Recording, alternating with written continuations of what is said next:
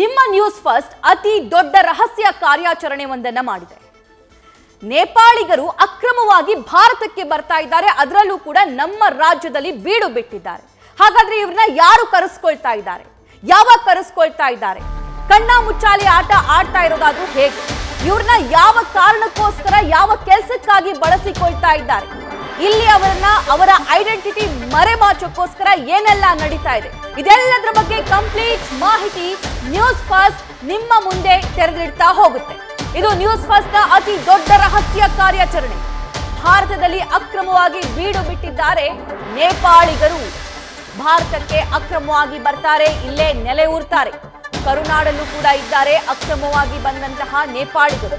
ಇಲ್ಲೇ ಅವರಿಗೆ Aadhaar card ready ಮಾಡಿಕೊಡಲಾಗುತ್ತೆ, ಇಲ್ಲೇ ಸಿಮ್ ಖರೀದಿ ಮಾಡಿಕೊಡ್ತಾರೆ, ಇಲ್ಲೇ ವಾಸ, ಎಲ್ಲಾ ಫೆಸಿಲಿಟಿ ಇಲ್ಲೇ. ಇಲ್ಲಿ ದುಡಿದು ನೇಪಾಳದಲ್ಲಿನ ಸಂಬಂಧಿಗಳಿಗೆ, ಅವರು ಕುಟುಂಬಗಳಿಗೆ ಹಣ ಟ್ರಾನ್ಸ್ಫರ್ ಮಾಡ್ತಾರೆ. ಚಿತ್ರದುರ್ಗ ಹೊಸಪೇಟೆಯ ಬಳಿ ವಾಸವಾಗಿದ್ದಾರೆ ಈ ನೇಪಾಳಿಗರು. ನ್ಯೂಸ್ ಫಸ್ಟ್ ನಲ್ಲಿ ಅಕ್ರಮ ನೇಪಾಳಿ ಗ್ಯಾಂಗ್ನ ಅನಾವರಣ.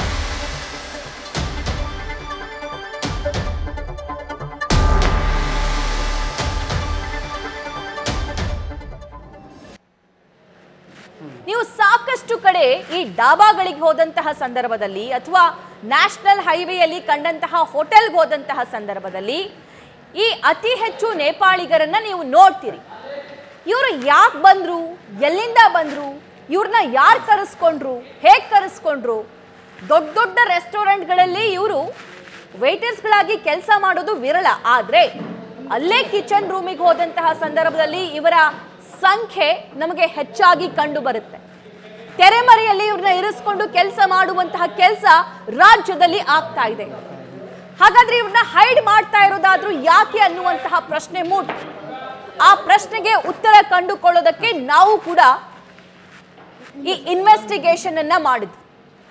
ಈ ಸಂದರ್ಭದಲ್ಲಿ ಬಯಲಾಗಿದ್ದು ಇವರು ಅಕ್ರಮವಾಗಿ ಭಾರತಕ್ಕೆ ಬರ್ತಾ ಇದ್ದಾರೆ, ಅದರಲ್ಲೂ ಕೂಡ ಕರ್ನಾಟಕದ ಬೇರೆ ಬೇರೆ ಜಿಲ್ಲೆಗಳಲ್ಲಿ, ಬೇರೆ ಬೇರೆ ಭಾಗದಲ್ಲಿ, ಬೇರೆ ಬೇರೆ ಹೋಟೆಲ್ ಡಾಬಾದಲ್ಲಿ ಬೀಡು ಬಿಟ್ಟಿದ್ದಾರೆ ಅಂತ.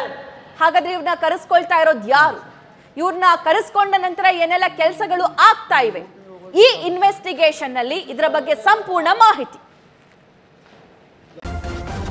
ನ್ಯೂಸ್ ಫಸ್ಟ್ ನಿರ್ಭೀತಿಯಿಂದ ನಿಮ್ಮ ಪರವಾಗಿ.